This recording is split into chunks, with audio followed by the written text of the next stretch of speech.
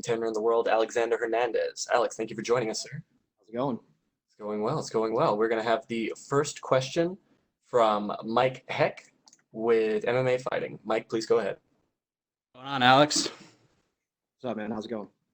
Good. I know after everything that happened with April 18th and being in a training camp since the beginning of the year, you said you wanted to essentially wait until an event happened before making the decision to fight. You made this decision to fight Drew Dober before Saturday night's event went down. So when did you start to believe that things were going in the right direction enough for you to confidently put pen to paper? Just when I saw we were linked to Florida, and I knew Florida's batshit crazy, so I figured if it was going to go down anywhere, it's definitely going to happen. This will be your third opponent for this fight. And each provided a different challenge, from Makhachev to Morales sort of being the undefeated, hungry underdog. What excites you about this fight with Drew, and what challenges do you think this particular matchup brings you? Yeah, at this point, I'm particularly ready just to fight absolutely anybody they put in front of me. You know, I had the Makhachev matchup, and then I almost had a Johnson matchup, and then I had like a 10-second notice on this Mariah's matchup, and just kind of the chaos that we're in with everything going on. I was happy just to get some kind of action. It feels like I've been in camp for 5 months, and an opponent in Drew Dober is a guy who's confident, coming off some wins. He's going to press the fight forward. I think it's an excellent opportunity for me to exploit him and get some highlights of my own. So I really enjoyed the matchup. It's the first time I've had some significant attribute advantages over someone as well. And then last thing for me, you know, people look at this fight from the outside and they see Drew having an advantage in the stand-up and the power department. And yeah, you've had a quick knockout of your own. You've had a couple of grinding decisions, but from the outside looking in, it seems like you're still a bit of a mystery in that octagon, and that you haven't truly defined who you are as a fighter quite yet in the UFC, despite sort of being thrust into a top 15 position. Do you feel like you could present Drew with a lot of problems because of that sort of unknown mystique about you and your abilities that maybe he hasn't seen yet? Absolutely. I don't believe there's a single position that I would be non-problematic for Drew. The stand-up department, I'll piece him apart at a 3-inch range with more technical strikes and more variety in attacks, quicker. I believe I'm even stronger, more technical on the ground, on the feet, and there's absolutely no way he was able to prepare for anyone like me. Like you said, I am a mystery, and people count me out a lot for how I was catapulted into the top 10, the top 15 immediately. And I hadn't, it's been a short road for me, and I've been evolving so much every fight and learning so much every fight, and I'm still coming into my own fold. So for someone to believe that they can label me or put me in some kind of a category would be a huge detriment, to their own game. So I do know the opponent that I'm fighting in, Drew. I do know what to expect, and then I'm ready for some surprises as well. But there's absolutely no way that he could have prepared for someone like me. Thanks, Alex. Good luck on Wednesday. Thank you.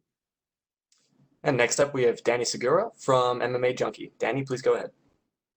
Alex, first of all, you made headlines some weeks ago saying that you might have had COVID, that you weren't sure. I'm curious, did you take the antibodies test that the UFC has been administering, and if so, did you get the results?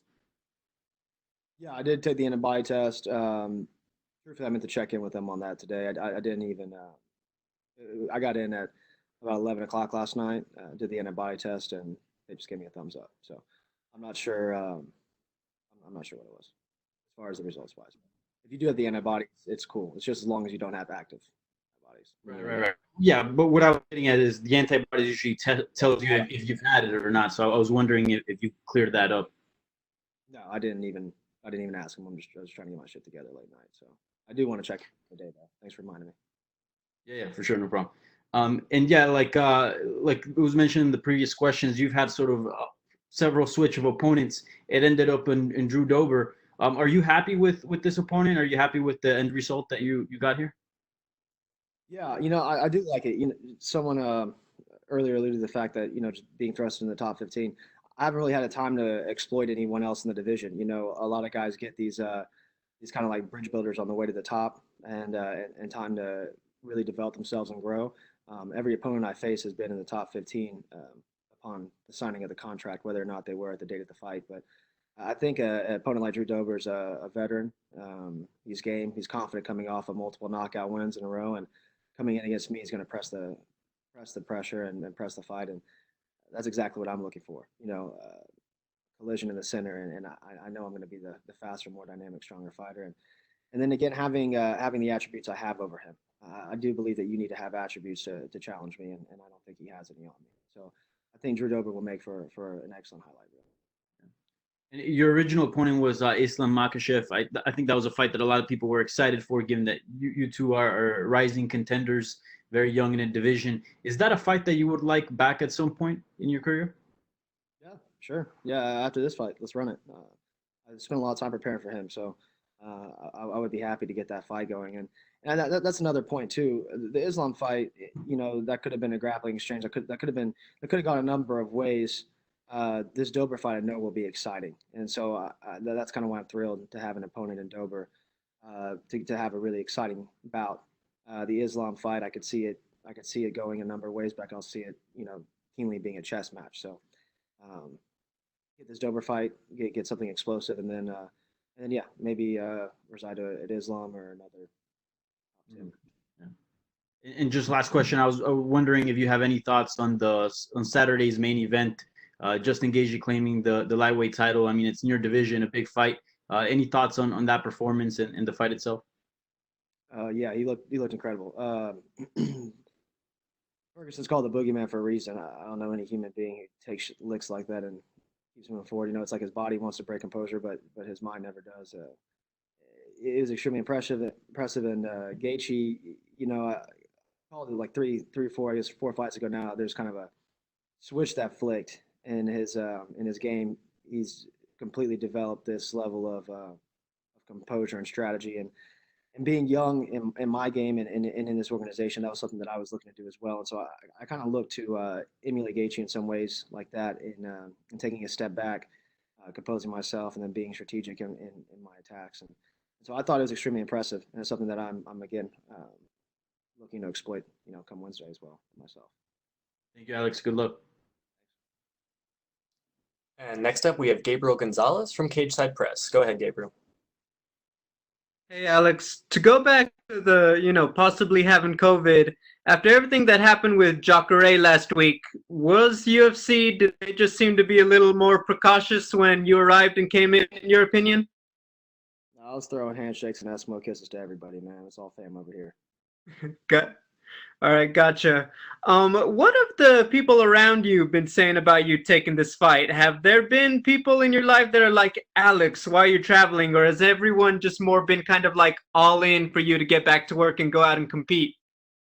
Yeah, I mean, at the height of the pandemic, people were definitely kind of freaking out, and it's kind of chaos in the grocery marts and things like that. But people know me be dauntless in my work and in my ambition, and I wasn't going to really stop for anybody. I owe it to myself, to my opponents, to my organization, persevere through and perform.